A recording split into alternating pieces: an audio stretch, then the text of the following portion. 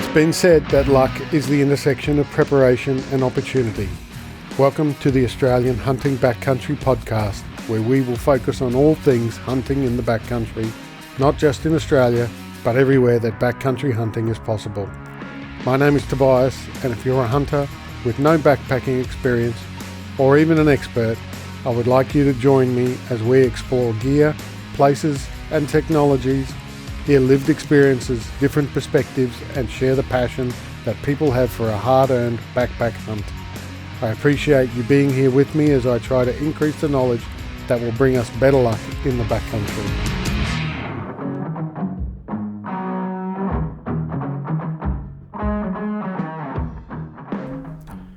The Australian Hunting Backcountry podcast is proud to welcome two new partnerships for 2024.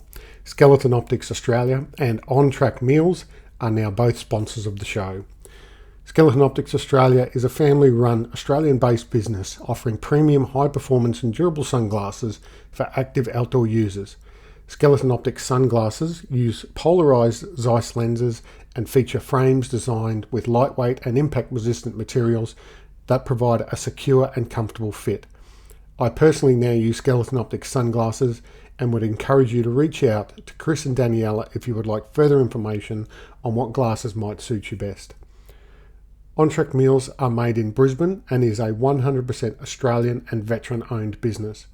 On-Track Meals pride themselves on producing high-quality, shelf-stable, healthy, real food designed to be taken with you on your next adventure. Because the meals are not dehydrated or freeze-dried, they have retained all the flavour, don't require any water to be added, simply heat and eat, or they can even be eaten cold.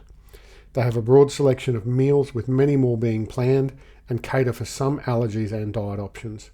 The coconut ginger chicken is now my new favourite, and On-Track Meals will be accompanying me on many future adventures. Welcome to this episode of Australian Hunting Backcountry. Today I'm very pleased to be joined by a unique duo, father and daughter, Lucy and Ben Nilson. Lucy and Ben, welcome. Thanks for coming on the podcast. Thanks for having us. Yeah, no, I'm looking forward to a bit of a chat. Yeah. So I'll start off and go age before beauty. So Ben, just tell us a bit about yourself, who you are now to start with, and then about your sort of hunting history, how hunting and shooting came about for you. Okay.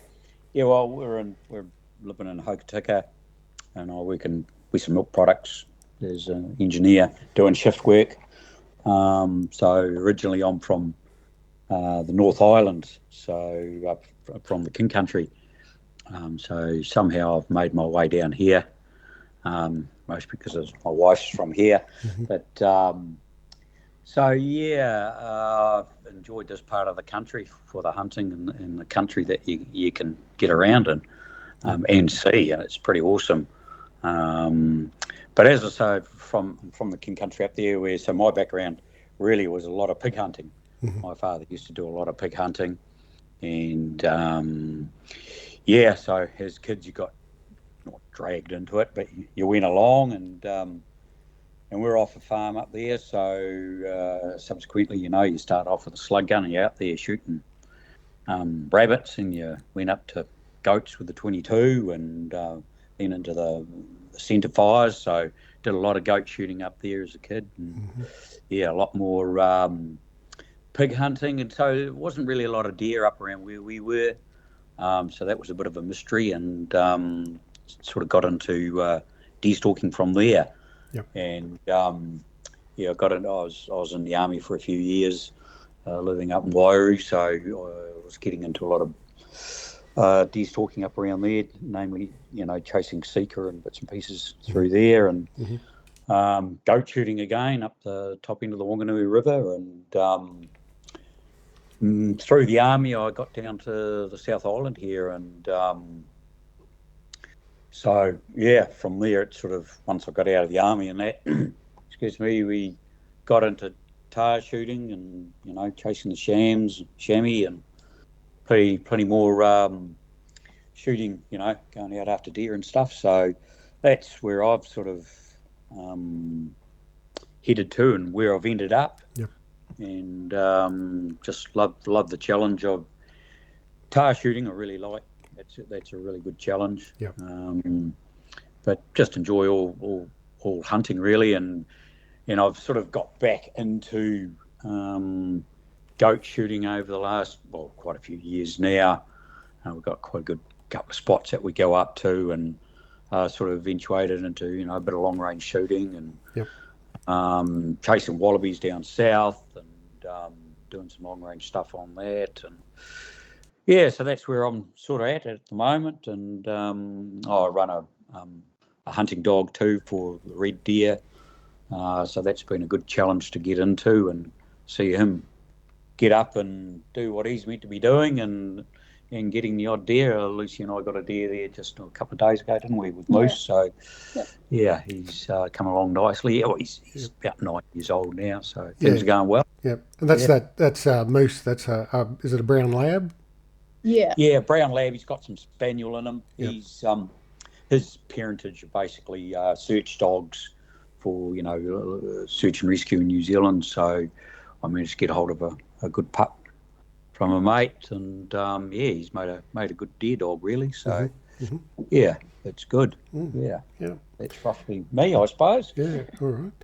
I see on Lucy's YouTube videos, you seem to be in quite proficient at the long range shooting.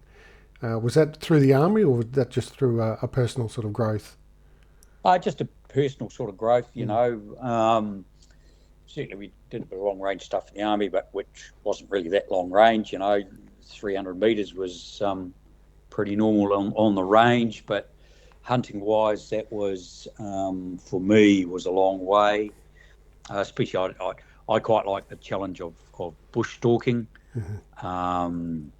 So I'd rather head out to the bush and stalk deer that way, which presents a few challenges in itself. So it's generally up and close and personal in the bush when you're doing that. So definitely, 300 metres is a long way for me, but I sort of started getting interested in it and started, practicing on the range and with the wallabies. I'm shooting a 243 and shooting, not all the time, not hitting the target all the time, but working with a light bullet, getting out to 600 yards with the 243, and that's quite rewarding. And also with the 308, doing some long range stuff there, and getting out and doing that on the goats, and that's good fun. So quite enjoy the mathematics or all the stuff that goes on in the background to load development and all that sort of carry on. Yeah. So that's how that sort of eventuated. Yeah. And other than I think we're both roughly around the same sort of age, so I feel comfortable asking you this question and not being disrespectful. And I can certainly see signs of age in some of the close-up shots on Lucy's YouTube videos. But what vintage are you, Ben? I'm 56, so maybe getting a bit long in the tooth now, but I'll keep rattling along. Yep. Yeah. So I don't see any reason to slow down if, I still like getting out there. So we'll just see how it goes. Yeah, no, I think that's it's amazing. One of the things I like about the videos that you guys do is that you're obviously still out there and as active as possible, and perhaps not outrunning Lucy, but certainly able to keep up and put in a good effort. It's more the other way around. I'm more trying to keep up with him. He's renowned for being a bit of a mountain goat. So yeah.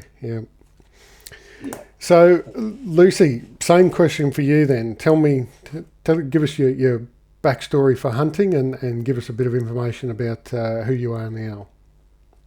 Okay, so I'm based in Christchurch. I work at the Ministry of Business in a call centre role at the moment. 4 days a week, 3-day weekends, so no complaints there. I started hunting I would have been maybe, I don't know, 4. Pretty young, yeah. Going out with Dad. A lot of it was just on people's farms. Shooting possums and rabbits and stuff, yeah. Possums and rabbits, spotlighting, on private property. So lots of fond memories of that. We used to have a tradition of coming home and having Milo and honey on toast and having a big debrief on our massive hunt that we'd had for the night. So, lots of fond memories of doing that. So I suppose when I got to about 8, maybe, we started going out looking for deer, and that was much the same, just on, we had a few farms around here that we were able to hunt that had issues of deer coming down. I think Dad's got a pretty cool memory of me not performing under pressure in the spotlight.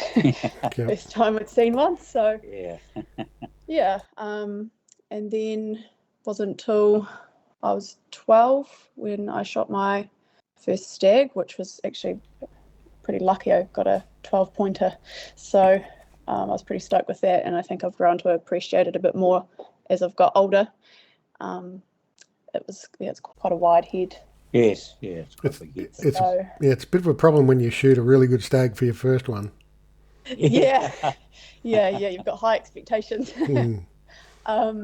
So that was pretty cool. Shot that with a single shot 223 that we'd borrowed, and from there I'd been out on plenty of hunts before that, following Dad around, so I'd certainly been a lot of time trying to get a deer, and just kind of continued from there. As I got older, got more into harder, longer hunts, and then in recent years, as I haven't been at uni and it's easier for me to get home, been on a couple of raw trips, which you would have seen, and got into tar shooting, which I really enjoy tar shooting. It's quite often pushed out of my comfort zone there, which is good. It's a good feeling. So in a nice way, though, isn't it? In a nice way, It's not like push you anywhere that it's danger. No, it's Dad's very good at reading when it's too much and when I can, go a little bit further, can walk up that hill a little bit longer. So that's really cool. And we've had a few cool hunts over the years now. So it's funny for us hearing you guys. When I say you guys, I mean New Zealanders talk about hunting wallabies and possums and so forth, because obviously for you they're ferals, and for us they're native animals, and we're not actually allowed to, or there's very limited opportunity for us to shoot wallabies and kangaroos and possums over here. Have to be done under specific licenses and so forth. We can't just can't just go out and shoot them willy-nilly because they're a native species. So it's there's plenty of them over here, and they're a good training ground for you hunting, really. For some people, like I did at school, getting out there and hunting possums for their fur, and you sort of progress through all that sort of stuff. So and being a pest, some cockies are only too happy for you to come on and clean up one or two. So I guess the uniqueness about you two is being a father and daughter team, and Lucy, a uniqueness about you being a female backcountry hunter. So it's obviously a very male-dominated sport. I know there are still quite a few females out there, but generally it's fairly male-dominated. So it's been a real pleasure to watch your videos and scroll through your Instagram feed to see some of the cool stuff you're doing.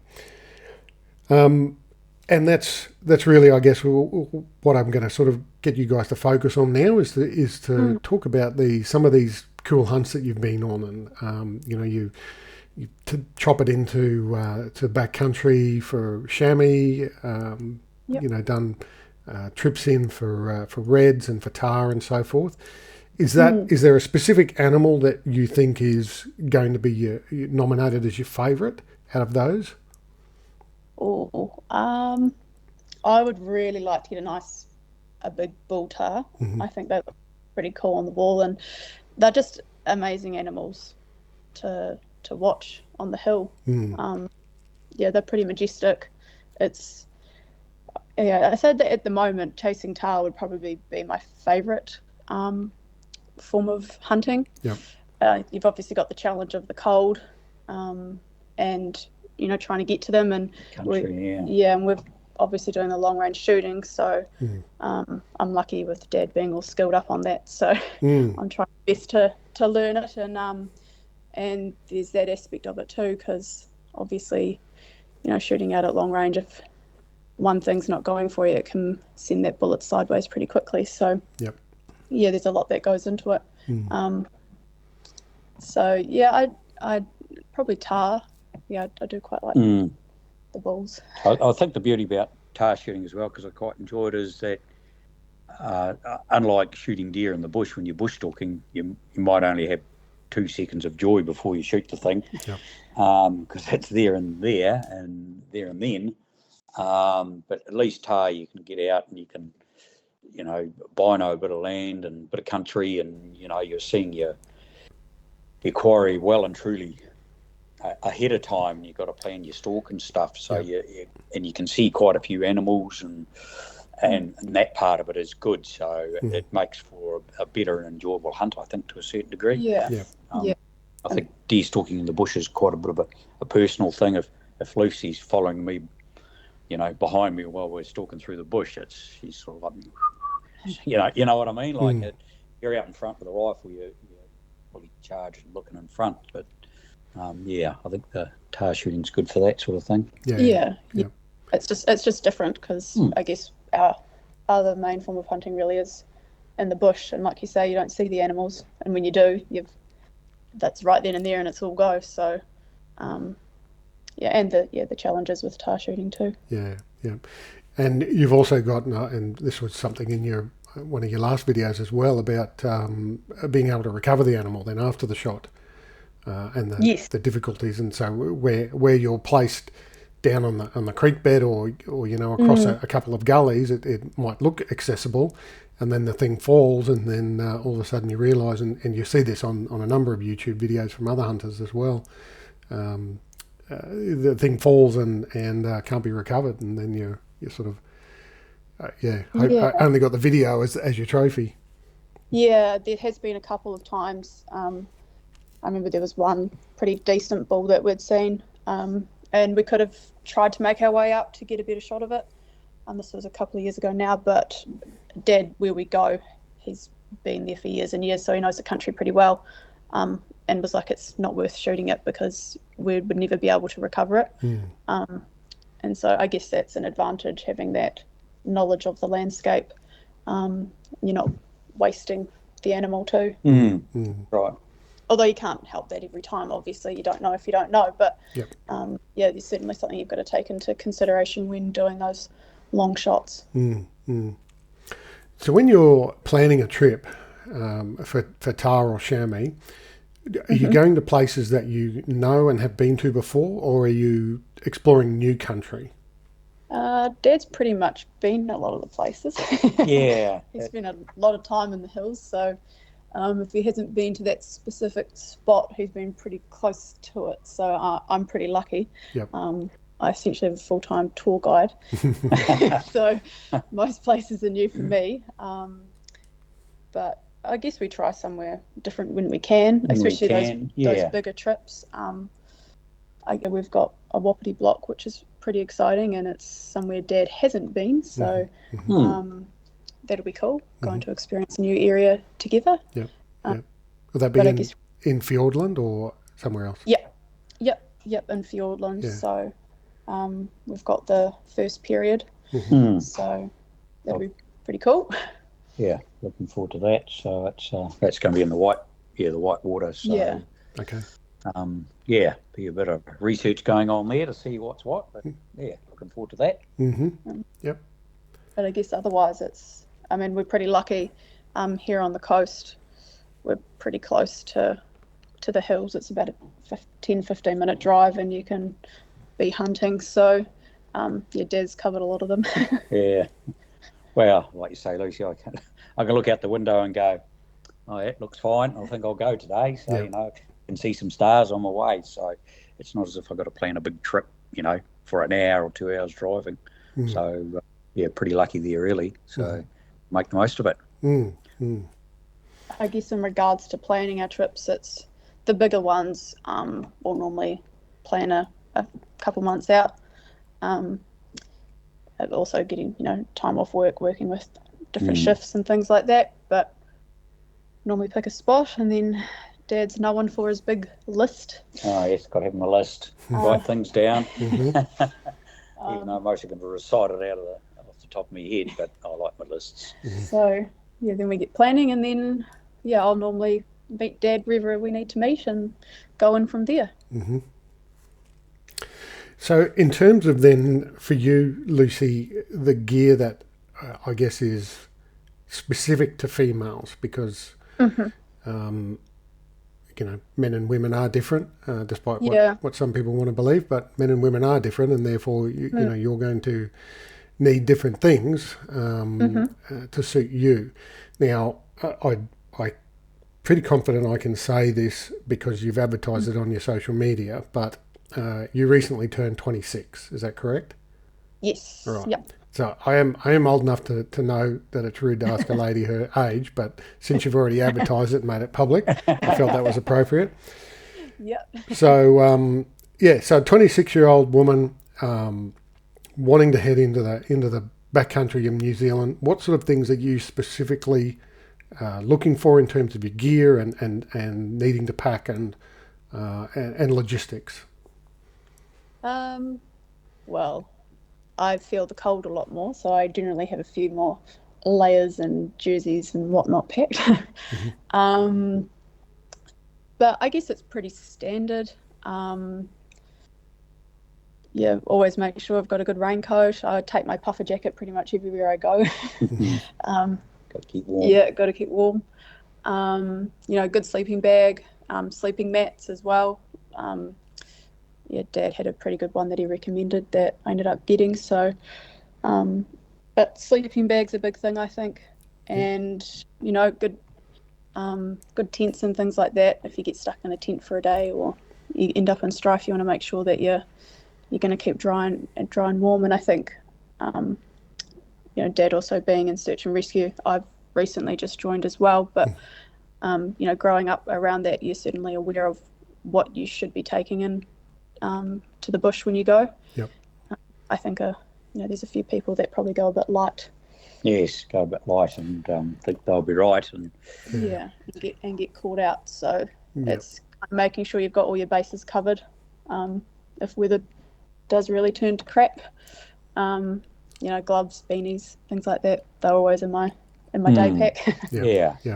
I think there's a very big trend to go ultra lightweight when it comes to hunting and so forth. But, everybody's got a level of tolerance as far as discomfort goes, and you sort of pack to that level. And obviously the more you pack, the more weight you've got to carry and so forth. So there is a trade-off to it. But at the end of the day, there's also a survivability factor too. So if stuff goes pear-shaped, in a big way, then you've still got to make sure that you can at least make it out alive and not be completely miserable the whole time. Feel free to drop on brands and models as well and so forth. So where you're talking about your sleeping bag, what one there do you recommend? Dad's got a pretty good one that he's had for years. It's a Fairy Down. Fairy Down, Everest. And he's got another one that I borrow too. I have used a bushbuck one as well. Didn't find that probably as warm as I would have liked. Like I say, I do feel the cold though.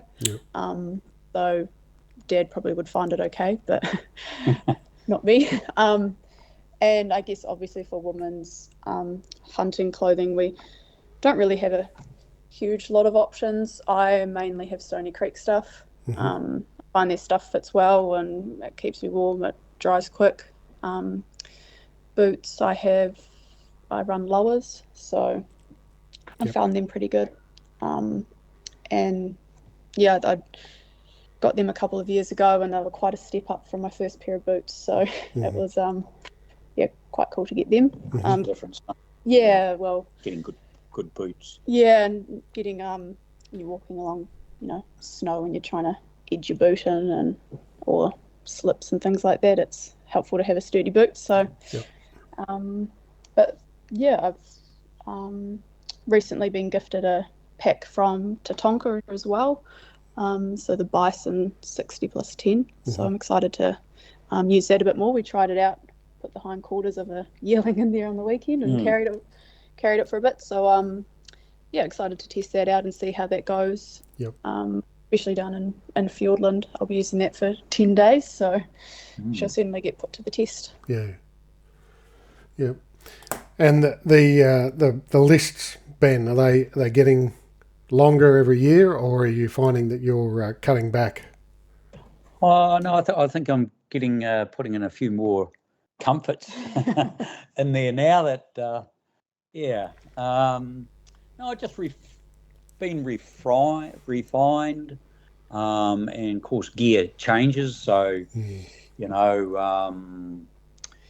either gets better or there's something else that you can replace it with, and stuff like like you take your phone in to take photos, but then you've got to take a charging pack in from there. So then you've got to buy a solar panel to charge the battery pack. Hopefully you get enough sun to do that. So there's all these other little things that you add on. That's if you've got a base camp, obviously. But if you're just running out of your backpack, then yes, like you were alluding to before, you're treating that fine line between too much weight and going too light. And I always like to pull back on you always got to have a B plan, and just sort of back yourself a wee bit there, because at the end of the day, if you're out there and you're in the shit a bit, well, no one's going to come for you straight away, even if you do push the button, and a lot of people forget that. So you've got to sort of look after yourself a wee bit. So you've got to take a bit of backup stuff, just maybe a bit more warm gear than you normally need, and just in case, and you just got to have a bit of a B plan going on. So when you're doing a helicopter based hunt, for example, the chamois hunt that you guys did, yes, what are you really concentrating on in terms of gear for a trip like that? Basically, obviously a good sleeping bag, as Lucy says, you get a good night's sleep. It makes a big difference. Years ago we used to walk into the Rangitata when I couldn't afford a four-wheel drive or a motorbike, so you'd walk in for 4 or 5 hours at night, sleep in a hut with no fire, with a shit sleeping bag, and freeze your ass off and hardly get any sleep, and then you'd be up the next day. Oh, you had to go to work for a rest, because but with a good sleeping bag, excuse me, you do get a good night's sleep, and that really is a good plus, having a good sleeping bag. But with a helicopter trip you fly in, you can afford to take a bit more gear than you normally would take, but in the same breath, if you're working to a small time frame and you might be only up there for 4 or 5 days and the weather could be a bit iffy, there could be a possibility that you might have to bail from that place and walk down to be picked up by the helicopter lower. So therefore you've got to be a bit prepared for that. So you can't, so I still take a backpack rather than, say, a duffel bag if you're staying in a hut. Just because you get picked up by a chopper, it just increases, your options a wee bit, and gives you a good B plan. If you got to leave gear there, well, I'm sure the chopper pilot will go back and pick it up for you. But just sort of, you always got to back yourself a wee bit, and it does make a bit of a difference. Clothing, if you're flying in, you can take a bit more warm clothing, and like I've got a big puffer jacket. I reckon I've got just about sleep in it, but I forget what brand it is. I think it's a Bushbuck one, which is pretty good, and it's waterproof and all the rest of it. But that's good to take when you're flying in. But if you're if you're walking in with your pack, it's too bulky. It's the wrong type of gear, but it's good if you're flying in or take tar shooting if you can drive up to a hut or something. So yeah, you can sort of manage it a wee bit and alternate what you're wearing and any spare gear like that to how you're getting there. But if you're specifically walking in the pack, it's you've got to cut down on things and make do with what you got sometimes. But again, you don't want to be cold, and it's the worst thing when you're freezing all the time. It's the old you drop an enthusiasm when you're freezing. So it's easy for your mood to drop and like you say, your enthusiasm to drop as well. Makes it harder to get out of bed in the morning and all those sort of things. Yes. Yeah. Oh, definitely. Yeah. But I suppose like it's simple stuff like if you're flying up in a helicopter, you're going up into the tops. You've got to load up on your clothing down low where you think, God, I'm bloody cooking, But once you get up into the top, she's a different story, and you don't want to be getting up there next time. Oh God, you've got to dig out all your clothes to put on because it's so exposed. Yeah, it's a bit exposed. I mean, it's not like that all the time, but generally, she's a wee bit cooler up there than what it is down low. So just stuff like that you've got to keep in the back of your mind. Yep. So what are some luxuries then that both of you might take on a hunt like that? Something because you've got the helicopter, you can afford to take a little bit extra weight. What sort of things would you try and sneak on? Probably a bottle of port would probably come. I did notice that the Brown Brothers Australian Tawny featured quite heavily in some of those videos. So yep. Yeah. I mean, you're not up there to bloody have a guts full, but they quite could just have a bit of a nip. But but I mean, maybe a luxury would be, instead of your little wee gas cooker, you could mostly take a bigger gas cooker with a bottle.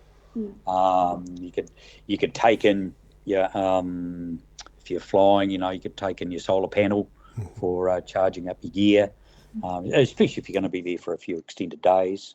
Depending where you're going as well, you can take things like camp chairs and if you need that. I know some people who take chili bin in with food. We still keep things pretty light in the food department, but or bacon and eggs or something like that is always good. That's a good staple feed in the morning and get you going. So keeps you full. So maybe a bit extra food like that, a bit tastier than eating D-high all the time. What else? Maybe some better lighting in your tent or even in the hut that you're staying in or your bivvy, little hut bivvy. So there's definitely a few things, and it's personal too, whatever you want to take in, and usually if we're going into fueling, you're going to be in for at least 2 or 3 days in the tent, and that can get pretty boring if you've got nothing to do. So a handy tip would be a nice fat book with very small words, because you spend a bit of time just lying in your sleeping bag and reading, really. So that's potentially another luxury you could say you could take in. I think we took pancakes into Fiordland last time, actually. I think that was a luxury. That was a luxury. And now, Ben, I notice on a lot of the videos you're either not doing this or Lucy's not filming you, but mountain napping. Well, you got to take it where you can, and it's you get the sun booming in after a bit of a climb up a hill, and the wind's you're nice and warm, and the old eyes start drooping a bit. So nothing wrong with having a nap on the side of the hill when not much is going on. So it's good. It's especially enjoyable if you've done a lot of bush hunting, and we spent a bit of time in the bush, for a couple of weeks, and any bit of sun through a hole in the bush is very nice. Yeah. So just a little bit of napping, not a lot. Yeah. No, I'm a big fan of the mountain naps. I think it's something you actually should be training for. So Yeah. Yeah. Not everyone can do it. No, that's right. Yeah, no, I can. Yeah, it's just a quick doze. I think when I start snoring, I wake myself up. Yeah. I might be guilty of that too. So the YouTube, Lucy, was that driven by you, or was this something that you and Dad decided to do together? I actually can't remember. I think I think I just wanted to give it a go. There'd been a couple of times I'd done just like short videos. Hadn't really done too much with them though, and then I thought, well, why don't I do a longer one, and then put it up on YouTube, and it had quite a good response. So I thought, well, I'll do another, and then it kind of just progressed from there. So it's been quite enjoyable actually. It's nice to look back on, and also to share with people. You try and explain your hunt, and talk about these awesome scenery that you see and places that you've been and things, and you can actually show them by putting these videos together. Yep. In the old days, Lucy, we used to take photographs of holidays and get them printed out, and then you'd put them in a photo album, and then you'd make your relatives sit around as you go through the photo album and explain each and every photo. So this has kind of just replicated that, more or less. Yeah. No, it's been quite cool. So I think we both enjoyed it, and it adds a different element to the hunting trip. So yeah, I brought a camera with a big zoom on it, just for long range shooting, really, when we're on the goats, and just film some of the shots and stuff, and they actually come out all right. And lo and behold, I actually started quite enjoying doing that side of things. So it's quite interesting. As Lucy says, it's good for memories and stuff, and looking back, and even with the camera, identifying animals as well.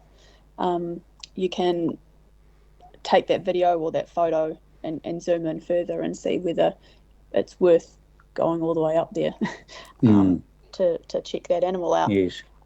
So it does have that advantage as well. Obviously, there's a lot of people who use spotting scopes. Yeah. They can be quite big and bulky. So a camera. It's just a personal choice thing, I think. Whatever. Yeah, I don't know, but it seems to work for us. So yeah. Yeah, there's kind of two schools of thoughts on that. Some people take a camera, digital camera with a big zoom, you're saying, in place of a spotting scope. But then other people take a spotting scope with a phone adapter and put their iPhone on it and can film it that way. And then you can, with the advantage of the digital cameras nowadays is you can then zoom in on the image, so you end up with several times more, up to 60 times more zoom capability just by zooming in on that particular section of the photo. So those sort of things do save your legs sometimes unnecessarily. Oh yes, for sure. No, definitely. It's hunt with your binos when you're tail shooting or chamois shooting. You'll see a lot of country and a few animals, but yeah. And are you guys part of any hunting clubs or organisations at all? No. I follow a couple of the New Zealand Deer Stalker associations on Instagram. I haven't joined any yet, but have you ever been a part of? I've been in the New Zealand Deer Stalkers Association years ago and belonged with them for a while, but for a long time I haven't belonged to them. It's just I think our closest group's up in Greymouth. I just sort of haven't really worried about it, I suppose. It's just end up doing our own thing. And I guess I think the purpose of the question was to sort of see if that was another point of entry for people who want to get into the sort of thing, whether one of those groups would be worth joining. But with your already existing knowledge, Ben, it's probably not really something that you need, and therefore not really something that Lucy needs, because she's got you as a resource for her. Yeah, definitely. I think it's but for sure, someone wanting to get into it, that would be definitely the way to go to get into the New Zealand Deerstalkers Association. I mean, I was in it with a kid and used to enjoy it. And what other groups are out there? I'm not too sure. I only know of the Deerstalkers Association, but I'm sure there's tramping clubs and alpine clubs and all that would lead into that sort of thing, because you start talking to like-minded people and that. But mountain safety, I think they still run courses, so they're definitely there. But I just haven't really sort of looked for them, if that makes sense. Yeah. Right. And have you done any hunting overseas at all? And the North Island doesn't count? Right. No, haven't. Although mate and myself have put on the horizon that we wouldn't mind heading over to Aussie and trying some of the shooting these big bloody buffalo animals or whatever you got over there, and something that might, they could attack you. It's got a certain charm about it, but I don't know. Yeah, but we certainly talked about it. Whether that eventuates or not, but no, I haven't been out overseas, but certainly plenty of opportunity around the show, but of course it all costs money, and I think you're pretty lucky if you can gallivant around the world, hunting around different places, but even once in a lifetime trip would, hats off to those people.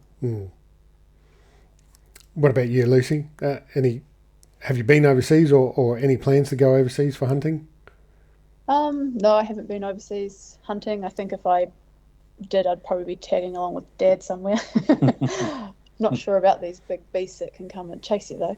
But I haven't really thought about it too much. I guess, there's cool places like Canada. Sounds like it'd be pretty amazing to go and hunt. But yeah, it would be one of those things you work towards, I guess. But don't have any plans anytime soon. I've got a few things I'd like to tick off here in New Zealand before I venture overseas. So. Yeah.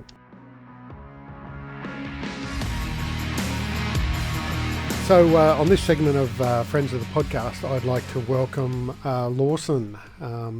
Some people know Lawson through a couple of different Instagram handles. Wild Game on an Open Flame is where I first met up with Lawson and began chatting with him. So Lawson, welcome. Thank you for coming onto the podcast. Thank you very much for having me, mate. So it's an honour. Yeah. Very excited to do. Yeah, very keen and excited to have a chat. Yeah. So you've been a fairly busy young fella recently. You got a couple of irons in the fire, so to speak. When we first sort of started chatting a while ago now, you were, all of this was still sort of in its infancy stage. So yeah, tell us about yourself, and then we'll talk about what you've been up to. All right. Well, obviously, my name's Lawson. I'm based in Brizzy. I've got a couple of things going, to be honest. It's all happening. Originally, I started off with the doing bailing, scaling, and barbecue. So I had a hunting podcast, YouTube channel, and it was basically the idea around that was hunting education and teaching people. That kind of fizzled out after a while. I'm still considering doing the podcast still, but I've kind of found my calling, so to speak. I've always loved the podcast. I've always loved everything that I've done with BSB, but it's just not the direction that I want to keep going. I love pig hunting as such, but it's just not the crowd that I'm looking for at the moment. I've made some significant changes to my hunting styles, the way I go about things, and with the education side of things with bailing, scaling, and barbecue, I met my now what we call brother-in-law slash business partner Jesse, and we both have a love of hunting, stalking, bow hunting, and most of all cooking. So with the whole cooking stuff, we kind of brought our heads together and we thought, well, people want to be educated and see cool things to do with hunting, not just hunting. So I've always wanted to do education videos slash, still hunting in a way. So I always do. Wild Game Open Flame is basically a YouTube channel and hunting courses. So we're currently building online courses. We have a course in July that's been booked out, and we've got private one-on-one hunting courses happening as we speak. So been pretty busy with the whole thing, and at the same time, I've started doing Up North Adventures as well, which is Up North Adventures is it's based in Queensland, obviously, and our goal is to do guiding, so guiding clients onto dream animals. So based in Cape York, one property, and also in the Brisbane Valley, and also in the next couple of weeks, hopefully, we'll have a Charters Towers block with chital deer. So we're basically trying to put our fingers as many pies as possible and do the right thing by everyone and try and have a great time. Yeah. Now, you're a butcher by trade too, aren't you? Yeah, mate. Yeah. So I'm a butcher by trade. I now own my own disability business. And on top of that, I do the guiding and stuff. So Jesse is also a mechanic by trade. Mm-hmm. So with our courses, we always put in butchering. Mostly it's mainly butchering and sausage making and, breaking down. But we do a bush mechanics course, which we found quite a few people have been interested in that, especially plugging tires, changing spare parts. It's such an important aspect that people kind of forget when they go hunting. Just jump in the car, got your gun, make sure you got your bolt, and go hunting. But if your car breaks down, you're buggered. So I was a butcher for 10 years to answer the question, and I try not to do it anymore, but that obviously doesn't work out. I do butchering now. I do my disability now, so that's my main job. Yeah. But obviously that's an excellent skill to have in terms of the training that you're offering as well. Yeah, it definitely is. My father, they call it the good old days, but really it wasn't when he was doing it. So this would have been early 2000s. Dad was in the 80s and 2000s was doing professional roo shooting. And that's where I got the love of a knife. Wouldn't call it love of a knife anymore, but that's where I start to learn to gut and get the processes. So I always was helping Dad with gutting pigs or gutting roos, and learning that process of breaking down. And obviously, you'd learn what not to touch and what to, I never really saw it back then, but brucellosis out in central Queensland, it was there, but it was never really spoken about. And same with kangaroos. You'd see kangaroos with some serious worms. So my father was he's a clinical nurse. He's had a lot of training in meat games and all that stuff. You have to do all that when you're basically doing your certs to become a professional shooter. So he learned all that, and obviously he'd spent a lot of time with other professionals and game meat guys. So he obviously passed a lot of that down to me, the whole butchering side. But basically, when you open that carcass up, what to look for, what not to touch, you see a kangaroo with worms, obviously they're not going to process it in the factory, so we'd have to leave that there. And but yeah, this was out near a little town called Muttaburra. Yep. So, yeah. Yeah. All right. You grew up in Muttaburra, didn't you?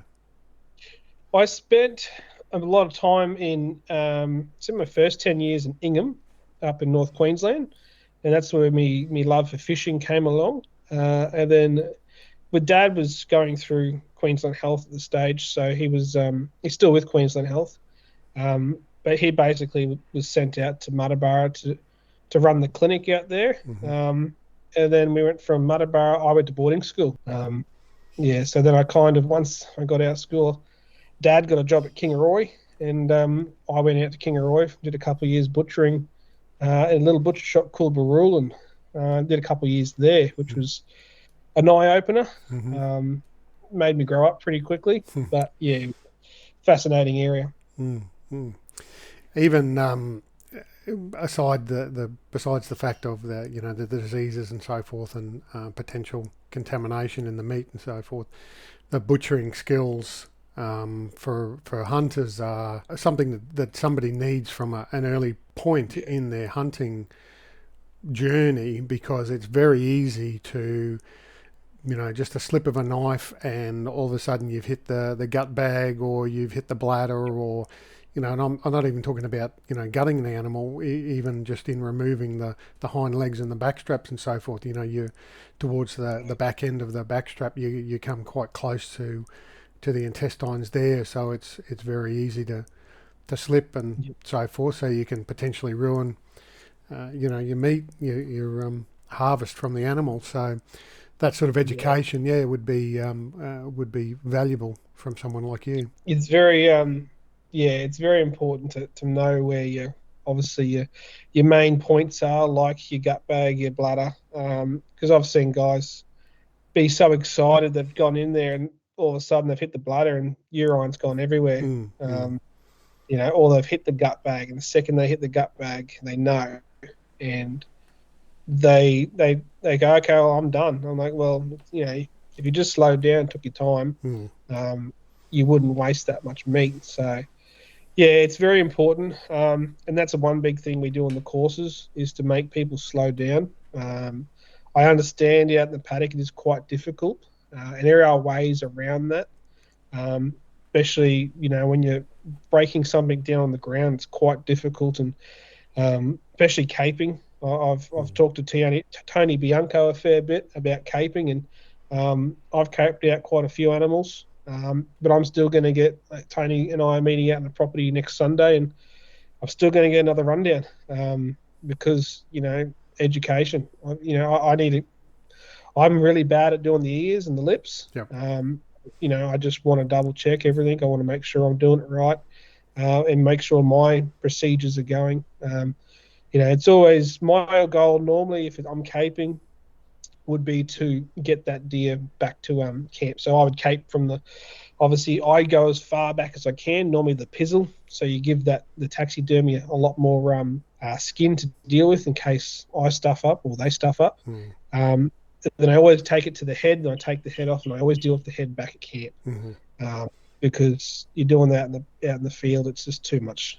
And obviously some people, in the backlands of, in the high country, it's very hard to do that, and I understand that. But that's my policies. I try and do it. Yeah. Keep it very simple. So Yeah. But in the courses we focus on what to look for, so we don't touch the bad stuff, and we make sure we don't hit bladders, gut bags, making sure that we're not using, when we go around the anus, we're using a different knife from, when we're cutting different meat, and also glands. A lot of people touch the glands and touch the raw meat. You're going to have a very yucky taste on that knife from there on in. Second you hit one of those glands. And learning where they are so that you avoid them, and don't accidentally put them through the mincer with the rest of your mince is very important. I learnt that lesson early on too. I did a video on TikTok. It was a while back now. Got over 40,000 hits, 40,000 views, I should say. And all it was showing the gland on the leg. So you break the leg open, and there's this little white spot. And if you eat that, it tastes terrible. But yeah, it obviously looks like, it would kind of look like an eyeball without the black bit, if that makes sense. It's just very rubbery.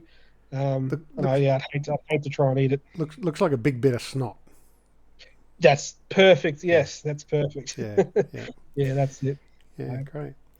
And besides the guiding, you're also talking about running educational courses. So where firearms, where there's no hunting involved except with a camera and observation.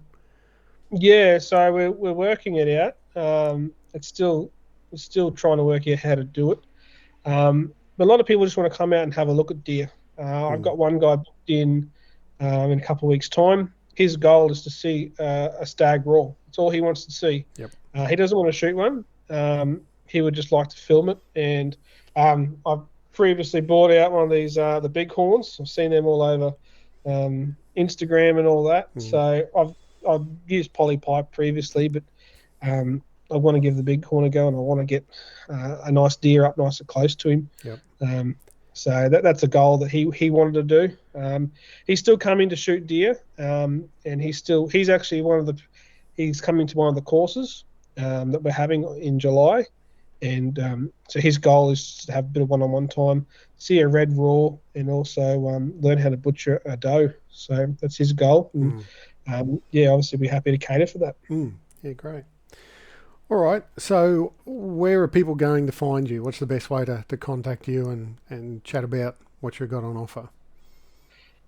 So if you're wanting the education stuff, head over to I'm not going to give you the website because I can never remember the website, but it is basically the easiest ways to find us is either Wild Game on Open Flame, and you'll see a link tree there. Mm-hmm. Click that button and that'll take you to everything. So that'll take you to courses, website. So at the current moment, the website's getting a little bit more development. I've got the up north side, I've got the up north stuff happening as well. So I have 2 pages going. And I've also asked a few hunters to write some nice articles, recipes. Basically, we're trying to encourage people to create a login through the website.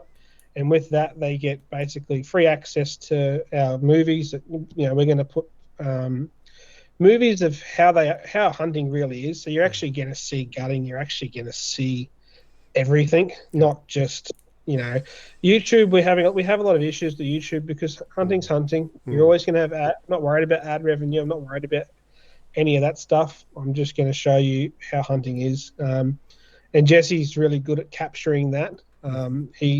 He got a nice little nanny the other week, bow hunting, and that was perfect. He basically he talked all the way through it quietly to himself. He stalked up to a billy. Billy obviously scented him.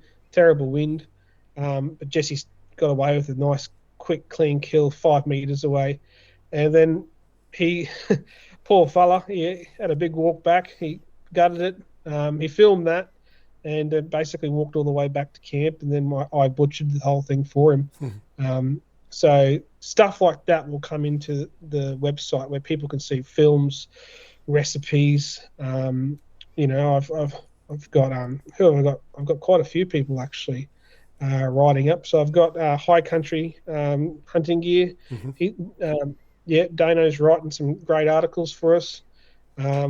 I've got a couple of guys. I can't really remember who I've asked at the moment, but they're all in my head. Quite a few people, and I'm always just going to try and rotate that around. So have their articles and their hunting experiences, their life. Because everyone hunts differently. Some are rifle hunters, some are bow hunters. So you want to find us, head over to Wild Game and Open Flame or my Awesome White Facebook.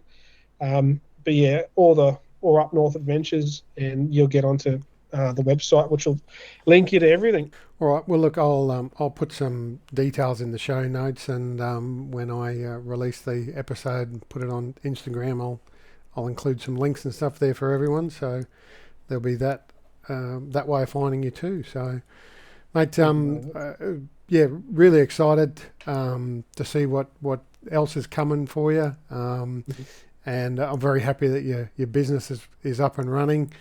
We like I said, we when we originally started talking, this was all sort of concept stage and things were in the planning, and you weren't sure, and so it's great to see that that the baby's been born.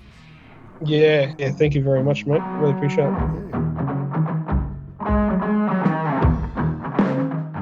All right. So what are the future plans for hunting in New Zealand for you then? Obviously you've got Fiordland Wapiti coming up. What else have you got on the horizon? Suppose I've still yet to shoot a chamois, so I'm sure there'll be another trip next year chasing them. And we normally go tahr shooting every winter. I wasn't able to make it in this winter because of a big snowstorm. That's right, yeah. But yeah, we normally do that every year around July, August. So they're the big, I guess, hunting trips on the cards for next year. But otherwise, it'll just be out the back of home. And we plan to do a couple of goat shoots. Lucy's looking at buying a new rifle, so a 6.5 Creedmoor is where she's going to head. Yeah. So deliberation. yeah. So get that up and running, and then get out and do some target practice, and then go and hunt some goats, and everything you can do like that sort of certainly helps. So that's definitely on the cards. So the 6.5 Creedmoor you're planning on getting, have you got something picked out yet for that?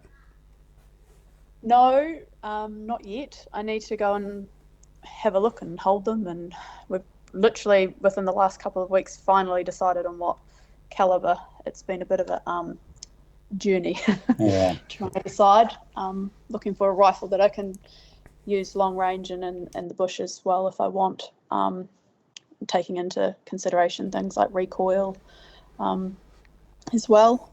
So we finally landed on the Creedmoor, which I was a bit apprehensive of looking into, purely because there's such mixed reviews, as you've probably seen on the internet. But it looks like a pretty good bullet. So good caliber. So with that, and just for me, it's exciting to load for something different. And that's I've had a couple of people say to me, "Well, just download in a 308 for her, and go from there." But I've been reloading for the 308 for a few years now. I want to play with something a bit different too. So we were looking seriously at a 260, but just the availability of ammunition as a backup, and the Creedmoor seemed a better way to go. But anyway, we'll soon see whether our decision's the right one or not. But see how it all goes. I heard on a podcast the other day, I don't remember which one it was, but it was one of the American shooting sort of podcasts, and they said that the 6.5 Creedmoor fixes everything that was wrong with the 260. Oh, right. Okay, that's interesting. Yeah.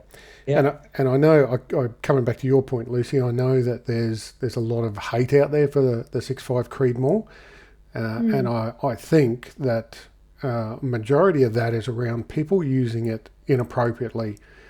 And when I say inappropriately, I'm talking about people who use it for long-range hunting for large game, such as elk, for example. Because people think that they can ring an 8-inch gong at 1,000 yards means that they can then point it at an elk at 900 yards. So I think that's why it sort of gets that hate, I guess, for want of another term.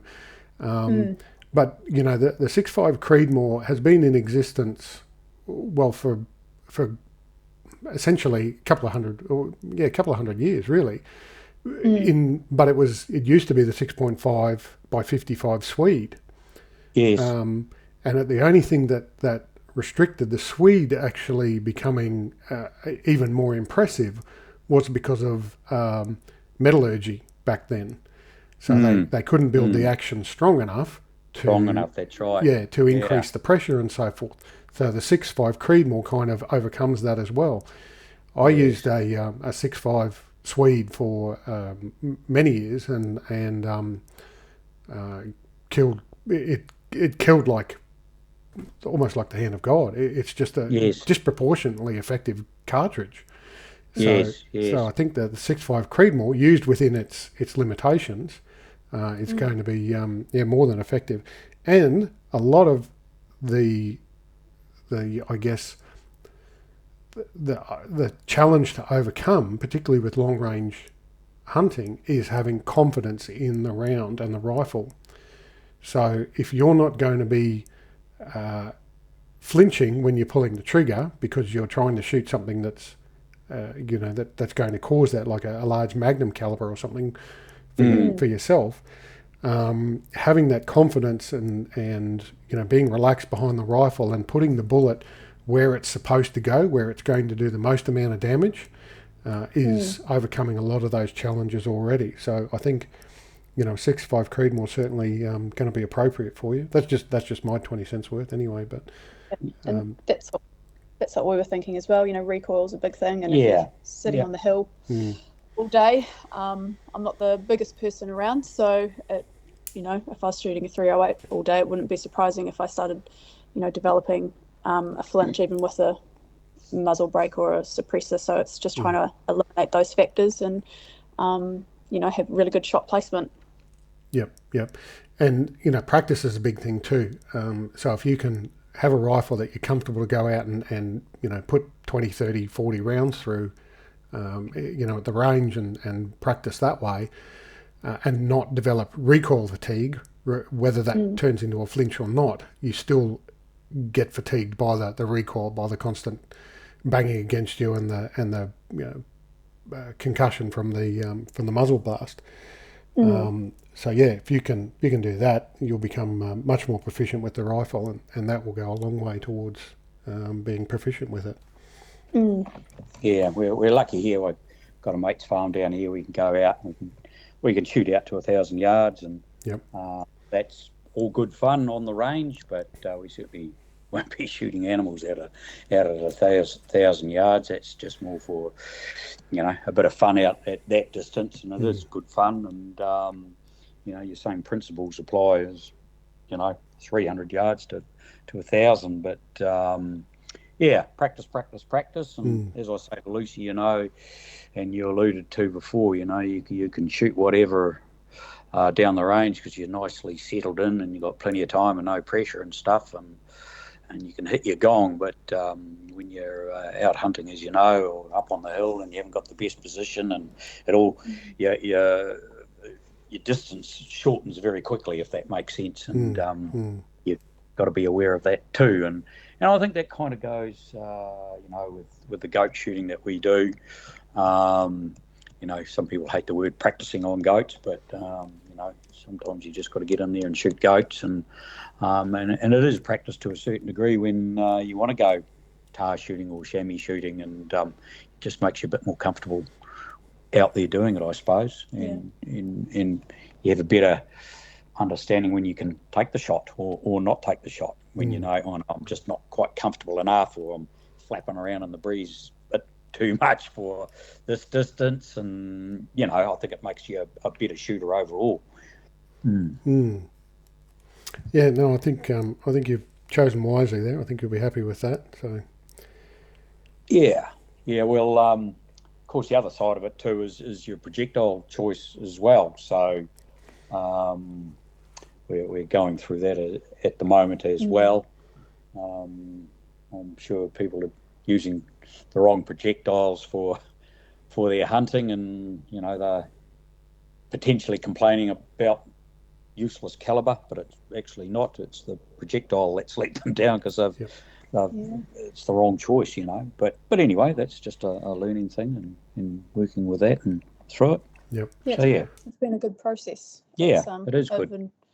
Even though it's been a lot of deliberation and research and whatnot, it's been quite interesting. So, well, we are certainly spoilt with choice these days in terms of calibers and rifles, and it's almost a good problem to have if you're looking for a new rifle. But coming back to what you were saying with the projectiles, with the rise of the 6.5 calibers, we've obviously seen a spike in the different types and availability of 6.5 caliber projectiles.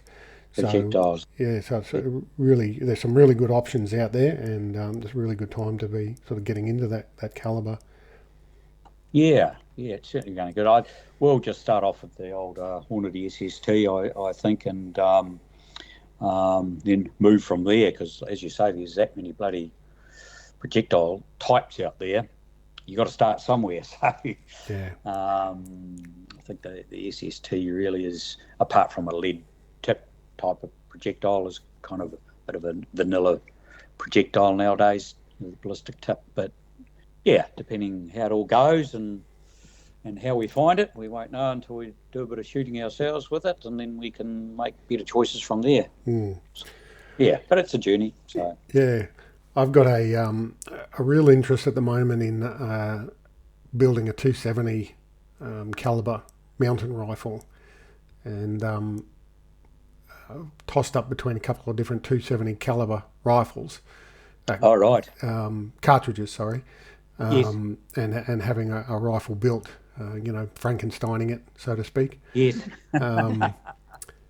Because the 6.8 Western has kind of done for the 270 caliber what the 6.5 Creedmoor's done for the 6.5. There's now a push towards the 270 caliber projectiles, because previously there wasn't that many.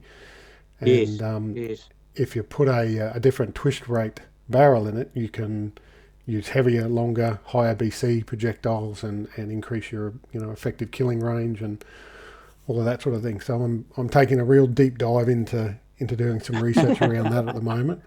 Yes, yeah, it's certainly interesting. That's part of the journey, isn't it? Like, it's not just buying a rifle and shooting it and all the rest of the jazz, but it's, if you're into your ballistics, it's certainly interesting. And Lucy's slowly getting her head around all the intricacies around that, and even I'm still learning. So I don't possess it, so I know everything, but it's certainly good fun. I think I've enjoyed it as well. A lot of my friends who go and buy rifles, it's because their dads have owned it, or their mates got that, or their uncle or whoever introduced them into hunting, and so that's just what they've used, which there isn't anything wrong with that, but it's kind of nice going against the grain and choosing something different, and being able to say, well, this is why I am choosing this rifle. So yeah.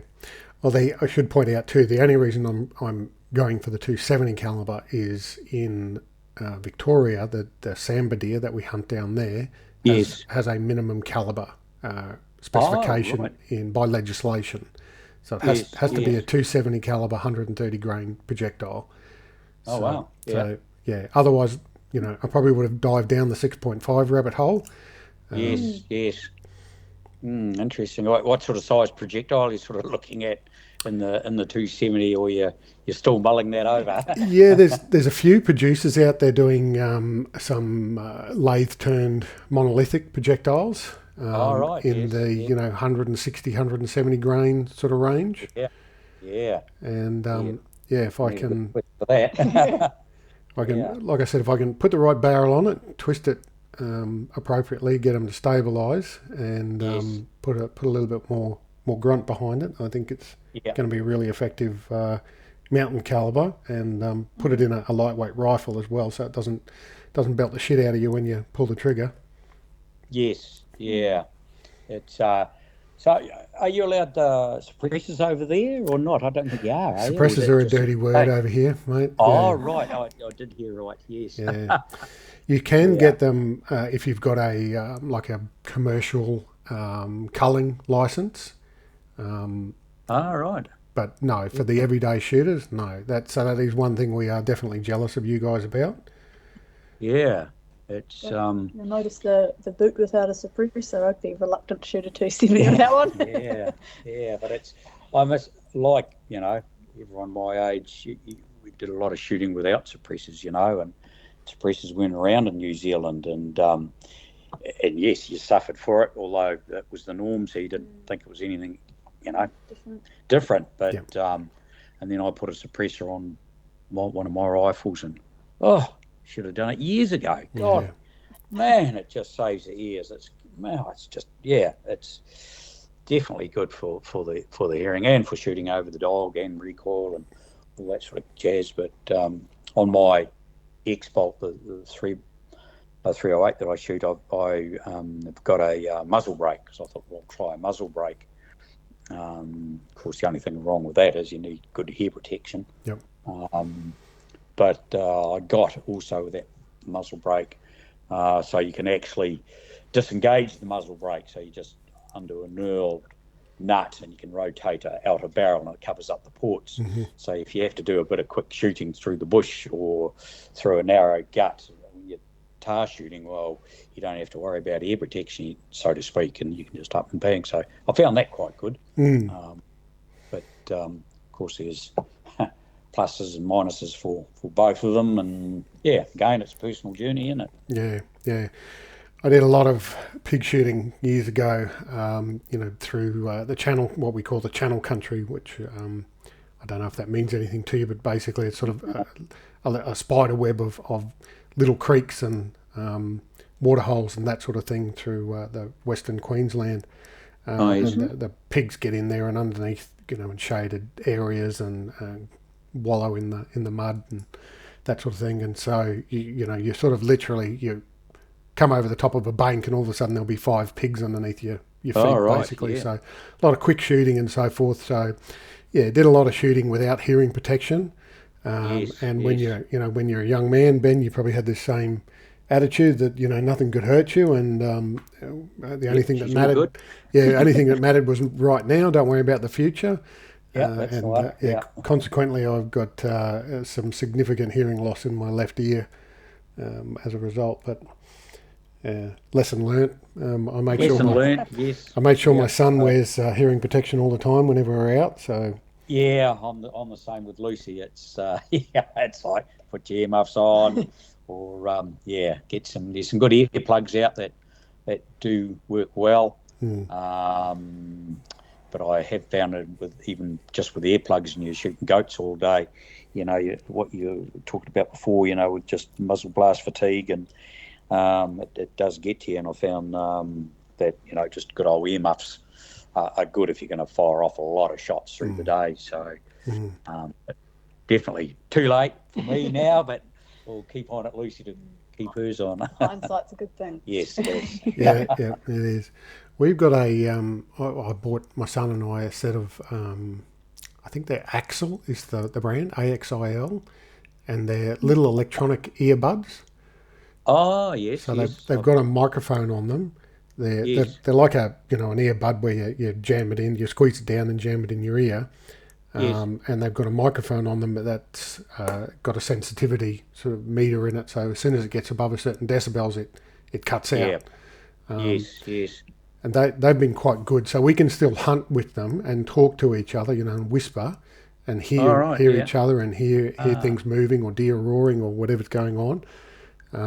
But then, as soon as you've got to fire a shot, it's there to protect you. But you can't, the same thing, if you're going to be firing, like if you're going to the range to fire multiple shots, they're not the things to use. You really do need the proper over-ear muffs. And even I make him put, soft plugs in his ears as well as the earplugs. Yes, yeah. Oh, certainly. And I've got electronic earmuffs, which are good down the range and stuff, but I don't worry about taking them hunting, but just use the old earplugs for the 1 or 2 shots. Yeah, so it's interesting. Yeah. Well, you spoke about it a little bit before, and I was going to ask about your rifle. I see that you've got a Browning A-bolt. X-bolt. X-bolt, is it? Okay. Yep. Yeah. It's pretty much standard. I've lightened the trigger a wee bit just for a bit of long range stuff. I've got just a Leupold 4-14 Winplex scope on it. So I can dial out to what was I getting out to? I think I can dial out to about 1,200 yards, I think, or just a bit shy of it out the range. So I've got plenty of adjustment there for when I'm out in the scrub, but and just use a rear bag to shoot off. It's pretty basic sort of a setup. It's there as a tool. It doesn't go get shined much. What I'm getting at is it's there to be used, Yep. and I clean it and stuff and look after it, but it's there to be used, and I've certainly put quite a few shots through it now, and it seems to be pretty accurate. And usually, if something doesn't fall over the other end, you're sort of asking yourself why, because that should have been pretty run of the mill sort of a shot. And I suppose you could say, well, what's an average sort of a shot? I don't know. Some of the goats close out to far 600 yards seems to be a 650 is about where I want to be. Mm-hmm. But normally 400 to 500 yards, you can usually, if you've got a good rest and the animal's broadside on, you should be able to smoke it over. But the old X-Bolt goes well. Stainless steel too, which is good for the coast here. And yep. So yeah, and the 243 was my father's one. It's been rebarreled. I've got a vortex scope on it, 6 to 24, which is good for. I used to have a 12-power scope on it, but the rabbits used to hide behind the crosshairs at 600 yards. So I a lot of humming and hurrying there. But anyway, I got into a bigger scope, and that's heaps better. But I just use that for varmint shooting, so to speak. Yep. Use the VMAX Hornady round, and that's pretty impressive stuff. And use that on the wallabies. And Lucy's shot with that. That's suppressed, and it's quite easy to shoot in it. So I think the furthest I've shot with that was that wallaby. What was that? That was 400 or so, 400 yards. Yeah, 400 yards or something. Yeah. So, and you might be asking why we're talking in imperial. I found it a lot easier to revert back to that because if your scope's been in MOA, which is what we work under. Yep. It takes a lot of math out, which I struggle to do. So it's just as easy just to speak in yards and MOA. If you're mills, well, it's good for metric stuff. So that works. So it's just a measurement. So And you also has a BSA 308. Oh yeah, I've got a BSA 308. Yeah. He's had that since he was 16. Mm-hmm. Yeah, it's a big heavy wooden thing, but I love it. Mm. Yeah, and he First rifle. He tried to part with it a few years ago, and had some strong words with Dad and said he wasn't allowed to. So it's still here. That one's going to the grandkids, is it? Yeah. Pretty much. So I basically use that for me bush stalking, which is good because you carry that thing around and then you grab hold of the X-Bolt, next minute you feel like you're bloody carrying a feather around. So it's kind of training in a way. And you've got a Leupold scope on that one as well? Yes, that's just a Leupold 3x9 fire dot, which has got the little LED in the middle, which I must admit on tight eyes in the bush is quite nice. Yeah, which is really good, especially you can just put the dot on and away you go. You don't have to look for the crosshair as much. So it's all good fun. Yeah. And on that Browning, you said you've got a muzzle brake on there. Is that yes. Is that a Browning, one of the ones that they used to produce, or is it an aftermarket one? No, it's an aftermarket one. I got it from a fella up in Tauranga, and I was just trying to think of the fella's name that I got it through. But I found that very good, just for the mere fact that if you don't want it, you don't have to physically screw the thing off. Yep. You can just adjust it and take it out. And it's good. It's nice and light. You don't even know it's there. My theory at the time was, apart from carrying a suppressor, which is another thing in the pack you've got to carry when you're tar shooting with a million other things that you've got to carry. And next one, your day pack's more of a bloody a 24-hour pack, if that makes sense. So again, that was all about trying to keep your weight down. Essentially, you're only going to be taking 1 or 2 shots when you're tail shooting, so you're not going to be carrying around your earmuffs. So, but I find it's good. Stops a lot of muzzle jump. You can spot your shots out if you're shooting a wee way, which is kind of quite good. Maybe goat shooting when you're blazing away there and you're putting a few shots through and you haven't got that heat build up that you get with your suppressor. But again, it's just personal preference, and it's does the job okay. So I'm happy with it. Yeah. Coming back to the mill versus MOA argument there, I was a carpenter years ago, and when I started my apprenticeship, my leading hand was 62 years old. So he struggled with the metric system because he grew up in the Imperial, and yes. He always used to argue that the metric system was never as good as and never as accurate as the Imperial system, and never as easy.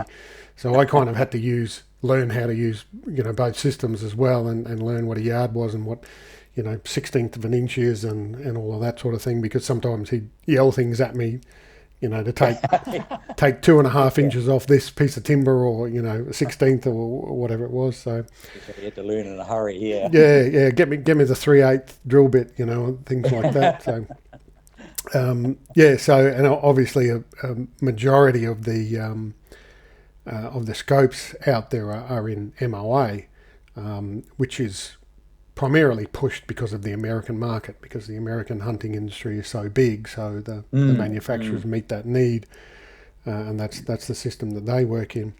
But a couple of years ago, I decided to try mill.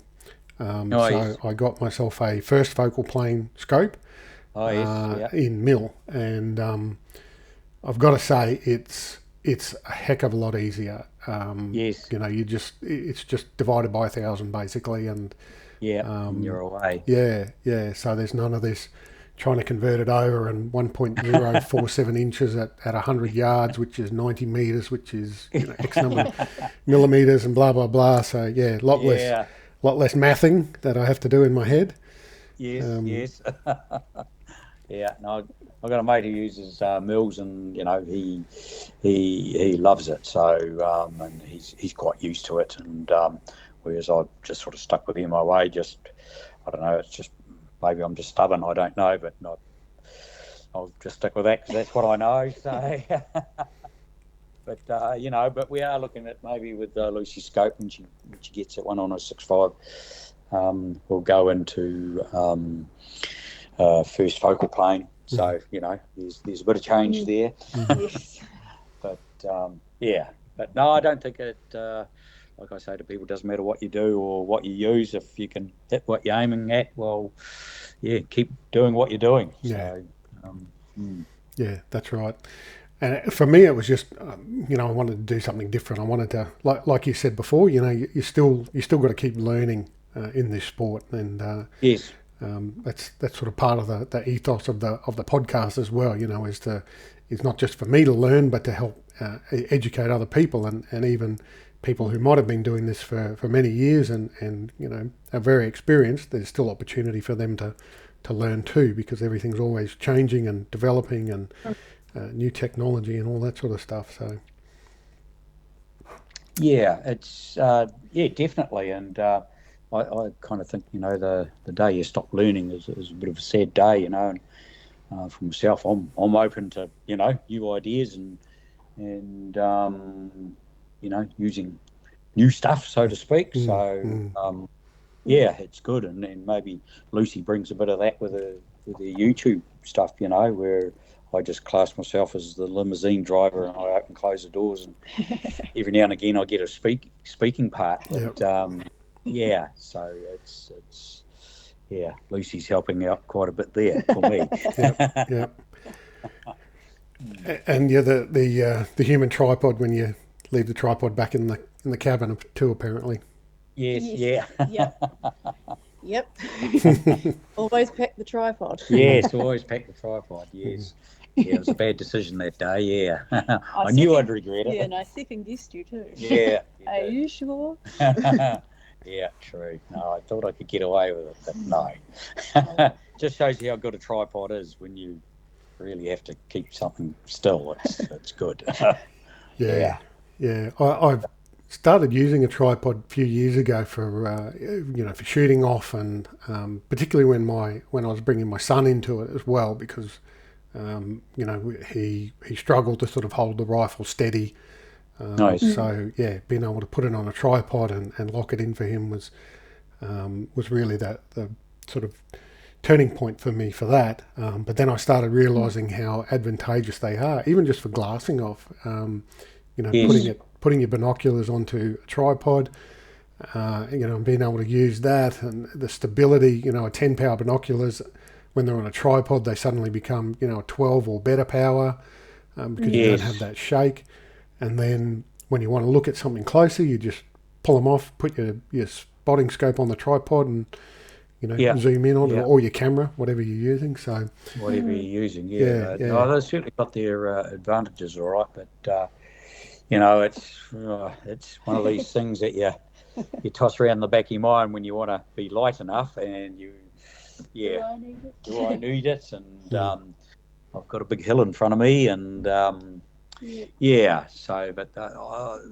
definitely worth their weight in gold. And there's certainly some shots that we've got with the tripod, with the camera, that you've never got, if you're trying to balance it on your knee. You see a lot of people as well, we don't take them, but the walking sticks and balancing binoculars and things off that, which probably should try. Yeah. I'm forever trying to balance them on my knees or a Yeah, rock. I know, Get a better look. Yeah, no, I'm a big fan of the walking sticks too. I started taking them years ago. I actually never used to, and I thought, they're just for old men. I don't need them. And then I went to Bali on a holiday and walked up a volcano, and the guide insisted that we take a walking stick with us. Wouldn't start. I refused initially, and he said, no, you have to take it.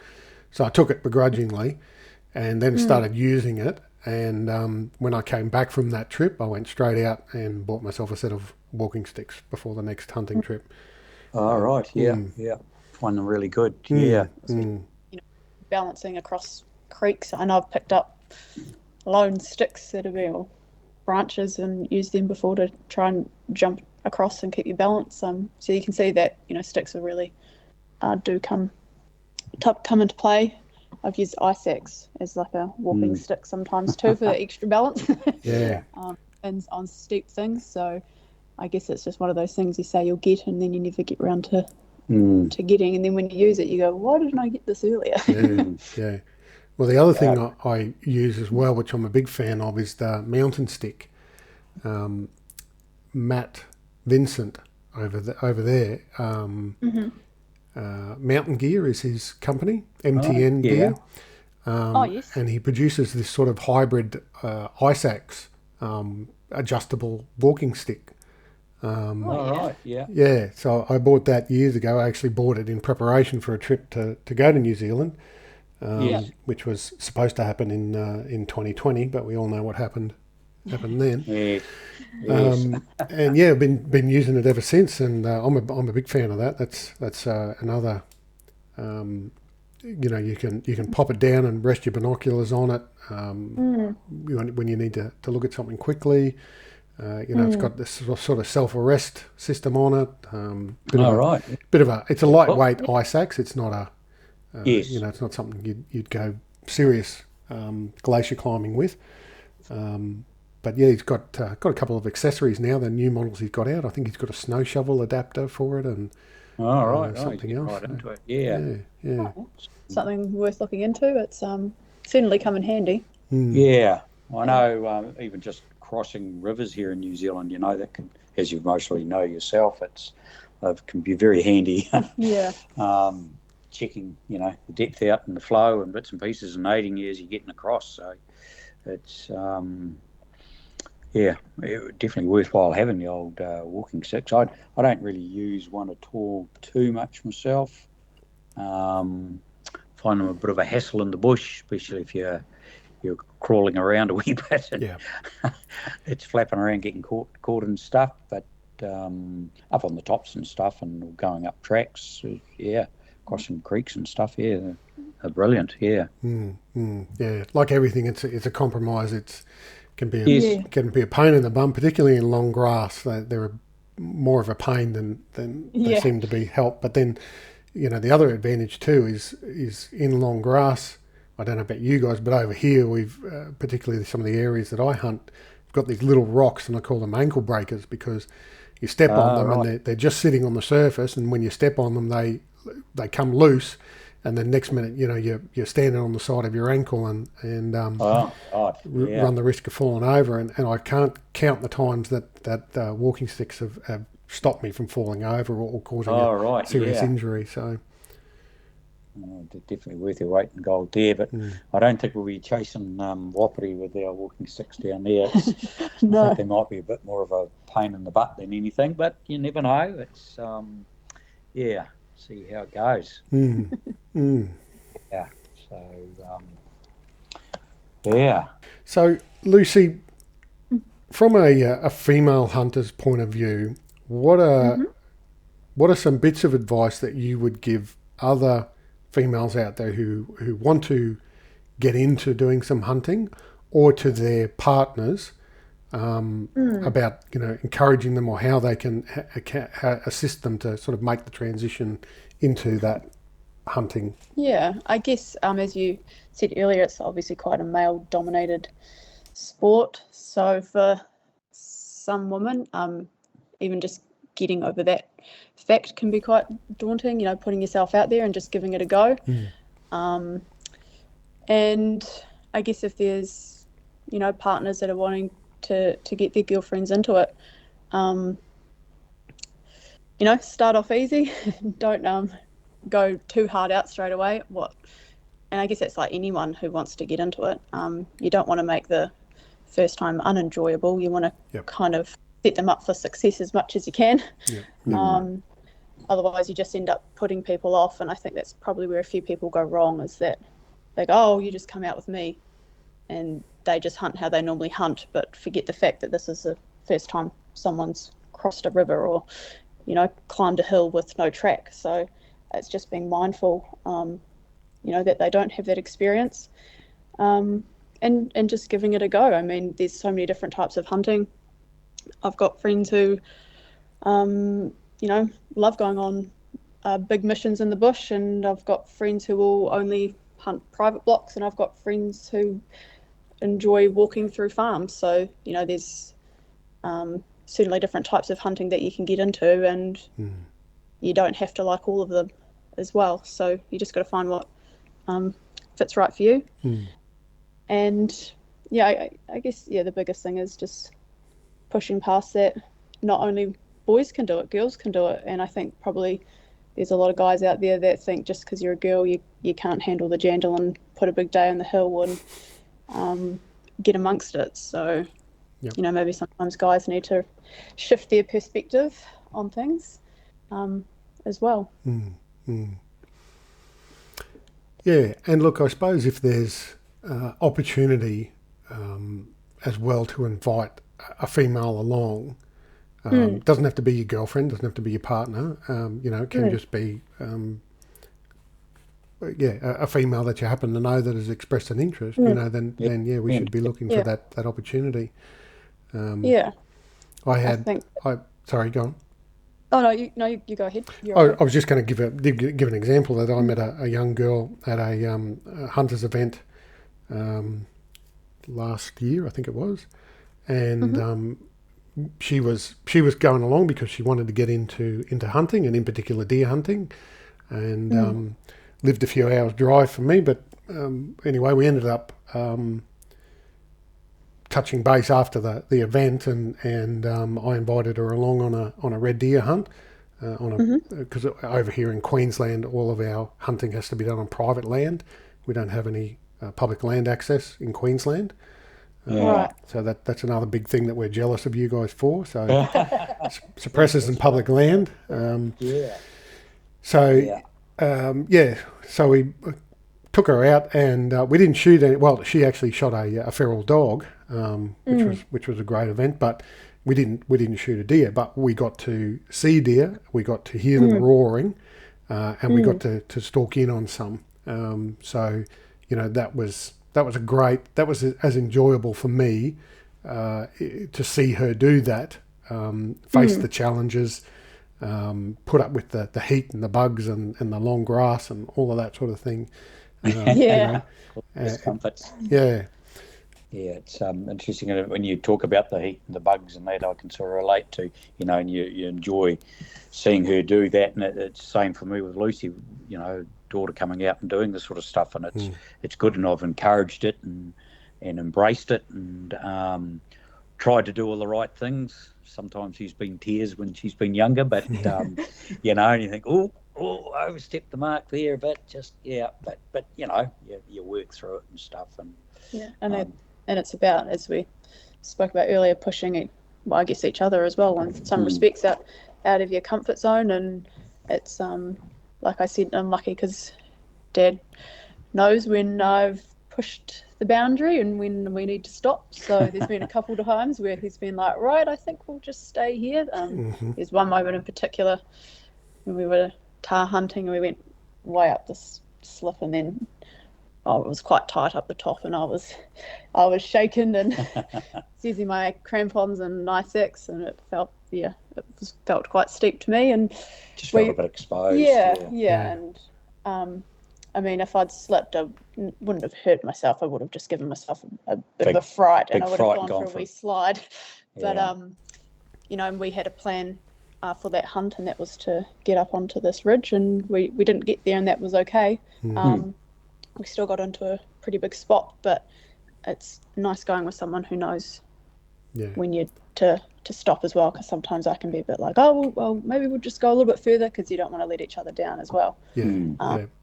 Someone who can read the room, so to speak. So it's good to go hunting with good people, not people who are going to really push you outside of your comfort zone, and then you go like, I'm not actually, this isn't fun anymore. You're not there to scare people, you're there to have fun. And that could be something as that for me felt pretty extreme, but for someone new getting into hunting, that could be even just getting up into a ridge in the bush that's not super steep, but they haven't hunted in an environment like that before or walked in it, so it's just reading people. And sometimes, well, a lot of the time it's not the climb up, it's the coming back down. That can be the problem. It's easy to climb a tree, but when you're at the top and you've got to come back down, that's when it suddenly looks scary, because it's not the falling that hurts, it's the sudden stop at the end.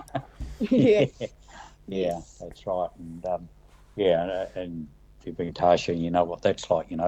Easy to climb up and hard to come back down, but generally with that sort of thing, if you've gone up there, or come back down that way, don't try and pick another route down, because you'll end up in the poo. So but that's what makes it interesting and a challenge, and it's good fun. It is. So also, again, Lucy, for you, from a female perspective, what sort of things would you say to the hunting industry as a whole, to try and encourage women into the sport and recreation? Oh, I'm pleased you're answering this one. That's I think just in general, just brands being more supportive, including women in more of their marketing teams and things. Obviously, there's plenty of men who hunt, so it's easy enough to get them to promote things. But looking at women who are giving it a go and using them as well, because if you got that, you're going to encourage other women to try that brand or to try that experience, or get out there and give it a go. It seems a bit more friendly, I guess. So I guess that's probably the biggest message is, include us a bit more. Yeah. We like getting out there and giving it a go. So, Yeah. yeah. And a lot of the products, there's a lot of companies now who are trying to, branch into women's ranges, but they're still quite limited. So I know myself that there's a few items that I've ended up getting that, for men, which is fine. Obviously the fit isn't exactly right and you make it work. But it's good to see that brands are trying to be more inclusive, but if they can continue on that path, it would be a good thing. Yeah. I know there are a few brands out there that are sort of, like you say, really trying to bring women hunters into their scope, and design things because obviously, men's pants generally don't fit the female form, Yes. shirts and that sort of thing. And but yeah, I've always sort of felt, this is, up until recently, I've always sort of felt that the women's line of things was always a very distant afterthought, and it was kind of a token sort of thing that they would throw out there. Here's this shirt, and we put a splash of pink in it, for the girls, but really it was no different than what the men's were or something like that. Yeah, and it is good, like I say, to see that there is more brands, being more inclusive, some of the big brands, and so we don't have to go and use men's shirts or jackets or packs now, which is great. But I guess it's still including that and the marketing and pushing that for women to see, so that they can use that gear and can feel included in the sport. You mentioned the Tatonka pack before as well. My conversations with Neil from Tatonka, he identified that they had brought out a specific pack for women and youth, for the smaller sort of framed people. Is that's the one that they've? So it's the bison that they 60 plus 10 litre, and so they have got the bison, I guess the men's one, which I think has been around for a long time. I'm not sure how long the women's range has been out for, but it's actually been within the last week and a half that I've been in touch with them, and they've sent that out. So excited to give that a go, because packs are important things, and if you're carrying them on your back for a few hours, you want them to be comfy. So it's good that they have those women options. Yep. And I think Lowe's the same, aren't they? They've got a female line of boots. Yes. Yep. Yeah. So I've got their women's boots as well, which are good. Obviously we've got generally narrower feet. I think probably one thing that the market is kind of missing at the moment is maybe sleeping bags that are tailored more for women. As I said before, I get quite cold, and women generally do feel the cold a lot easier. And so obviously at night you'll notice that a lot more. And so a sleeping bag that Dad could sleep in and he'd get hot, quite often, I've got my thermals on, sleeping in it. So that's probably something that, brands maybe should do a bit of research into and take into consideration. And also, I guess, again, when you think of sizing of sleeping bags too, maybe design more for the female shape as well.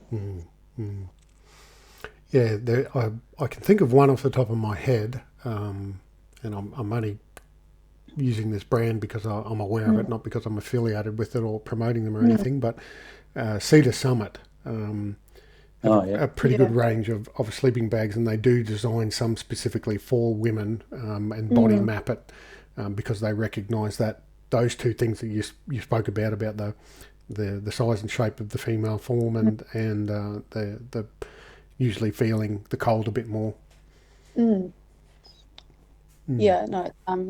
It would be good if there was some more options, but I guess that'll come. It's all it all takes time. So yeah.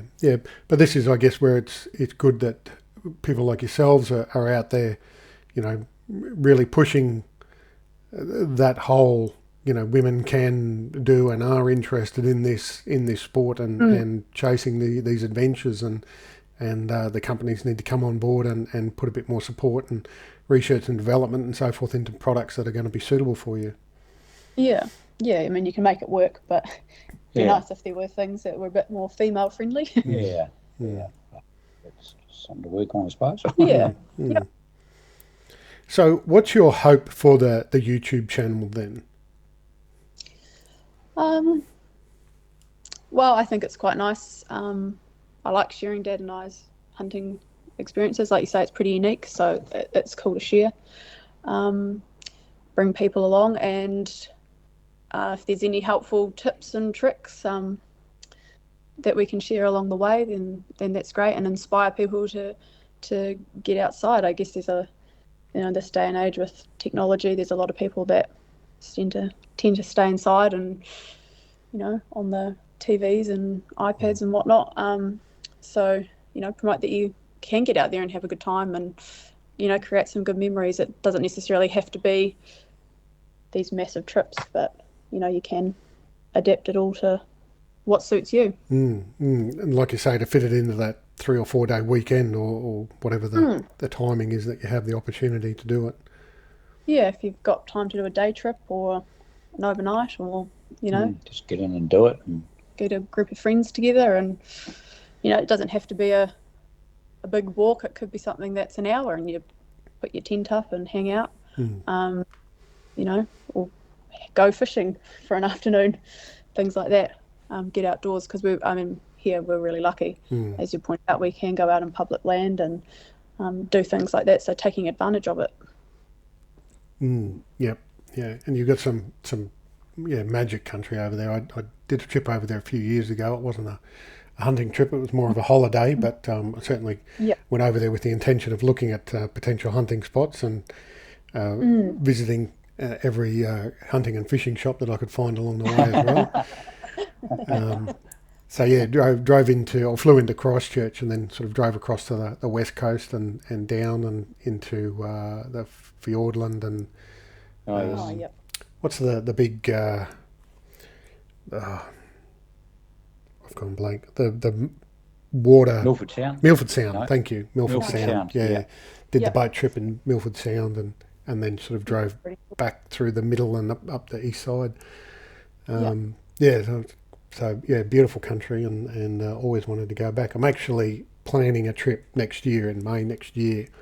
Oh, nice. So I've just had to renew my passport because it expires in March next year. So once that comes through, I will be booking flights and planning a trip for a few weeks over there. So awesome. Nice. It's the country certainly grows on you, and it's you forget about the hardships. And if I can, I'd allude back to 10 years ago when Lucy went into Fiordland when she was still at school. We went in there for a raw trip, even though it was a bit of a late raw trip because of school holidays. We flew in there and put in base camp, and we got dropped off further down the block, and we'd fly camp out for a few days and slowly hunt our way back to base camp and then hunt around base camp. And so Lucy had a good introduction to sandflies and how wet it is and all that sort of carry on. And she didn't realise it, but she did actually enjoy herself at the end of the day. Because when we were flying out, she leant over to me and said, "Dad, I don't see myself coming back into Fiordland. It was too damp, too uncomfortable, and too many sandflies." And yes, certainly a few hard days in the bush. Yeah, but a bit of a culture shock, I suppose you could say. But I think it was maybe 6 or 8 months later after that, she said to me, actually, I could see myself going back into Fiordland, actually. So it's, that sort of country does grow on you, and it does stick with you, and you reflect back on it. And, Lucy will head back into there again, and we'll see if she's got the same thoughts or... Yeah, I think it was certainly a pivotal point in, I guess, my hunting journey. Yep. I hadn't spent that much time in the bush before, and obviously walking through dense scrub with a pack on your back crawling under logs, and it's certainly a challenge. But I do look back on it with fond memories now. Yeah. Even though at the time there was a few moments I was thinking, what the hell am I doing here? What have I signed myself up to? Yeah. But no, there's lots of good memories. I actually ended up writing a surprise article in a Rod and Rifle magazine. Dad wasn't aware, so that's right. That was quite cool. I guess that was my first kind of throw my hunting stories out there. It was a good read. I think there were quite a few magazines brought just by us. They call that type 2 fun, Lucy. Yeah. It's not fun at the time, but later on when you reflect on it, you think, that actually wasn't that bad. It wasn't that bad, that's right. So, it's so she's, as we say, we're looking forward to Fiordland next year. Yes. Yeah, awesome. Preparing myself. Yeah. Do you, in terms of preparing yourself, do you find yourself training, or are you fairly active normally and don't need to? Well, it's kind of funny. Dad's about 3 hills ahead of me at the moment on the training front. I'm lagging behind. But we'll definitely do some pack fitness for that. I think we both generally keep pretty fit. But climbing hills with a pack on your back is a whole different ball game. So we'll definitely get out and do a few tramps and bits and pieces. It's, Otherwise, Dad will leave me behind in the bush. What that means. Well, I don't think he's going to get too far in Fiordland. From what I've heard, it's So, and that's part of the journey too, isn't it? Doing a bit of training and doing that. It's no good going down there unfit, because it just means that you're not going to enjoy it as much. If you're spending most of your time recovering, well, maybe you shouldn't be there. But it's going to be interesting days down there, and hopefully, we score a good bull. So, although it's not necessarily a given, it would be. I guess we're going in there with the expectation of hopefully seeing one. If we get to pull the trigger, then that's a bonus. But they do have, I guess, rules. Yeah. With those blocks and hunting wapiti. Well, this is going to be my 6th time down chasing wapiti, and I still haven't shot one. So, and there's been a couple of times I just haven't pulled the trigger because it was like, no, we can do better. But so that's kind of the expectation, that you're going to go down there and not shoot something. I think if you've got that in the back of your mind, you'll have a better trip, rather than thinking, yes, I'm going to go down there and get the biggest bull or shoot one. I think you could be a bit disappointed. It's the kind of place you're going to that you're not going to go down there and blaze up on everything that you see. So, it should be interesting. So hopefully this trip we get a big bull. 6th time lucky. Yeah, wow. Yeah. Depends who's on the rifle, I suppose. Yeah. Yeah, great. All right. Yeah, well, look, I'll definitely stay in touch with you, and I'll let you know when I'm coming over, and if the opportunity presents for us to cross paths, then certainly like to have a coffee or a beer with you or something like that, and chat some more. I'm always looking out for great people to hang out with. So I appreciate your time, Lucy and Ben, and really appreciate what you guys are doing, the content you're putting out there as well, highlighting the trips that you guys are doing in New Zealand. Has been a real joy to watch along and check out. Yeah. Oh, well, thanks for having us. For having us. It's certainly something a bit different for us being part of the podcast. So it's kind of exciting. Yeah. Yeah. But we're good to catch up with you when you're over, so we'll have to tee something up. Yeah. Might have to bring a couple of different bottles of port for you to sample as well. Yeah, something a bit better than the Brown Brothers, but the Brown Brothers is all right. Brown Brothers is pretty good. Yeah. Yeah, like I said, guys, really do appreciate your time and making this happen for me, Lucy. It's like I said, you guys are really unique, and I do enjoy your content and seeing you being a daughter dad myself. I really do appreciate Ben, how you must feel when you're out there watching Lucy achieve things and grow as well. So yeah. Oh, it's certainly been good fun, and enjoy it, and hopefully a few more years to go too. So yeah, that's good.